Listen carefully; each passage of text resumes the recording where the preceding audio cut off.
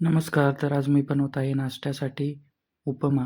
सर्वप्रथम मी गॅसवरती कढई ठेवलेली आहे. त्याच्यामध्ये तूप ॲड केलं आहे आणि 1 वाटी रवा टाकलेला आहे आणि त्याला चांगला तुपामध्ये मिक्स करून चांगला कडक होऊन दिलेला आहे. मस्त असा त्याला भाजून घेतलेला आहे. त्याच्यानंतर मी त्याला काढून घेतलं आहे. पुन्हा एकदा मी गॅसवरती कढई ठेवली. त्याच्यामध्ये थोडं तेल ॲड केलं आहे. नंतर थोडी मोहरी तडतड होऊन दिलेली आहे. त्याच्यानंतर जिरे टाकलेलं आहे. थोडासा लसूण,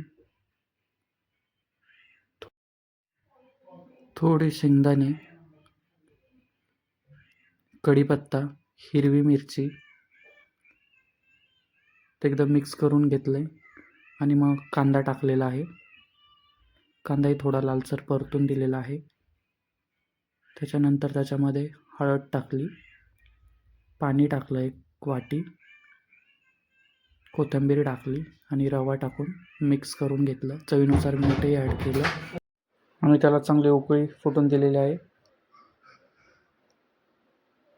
आता आपला उपमा रेडी होत आलेला आहे.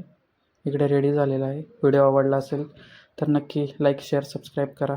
थँक्यू.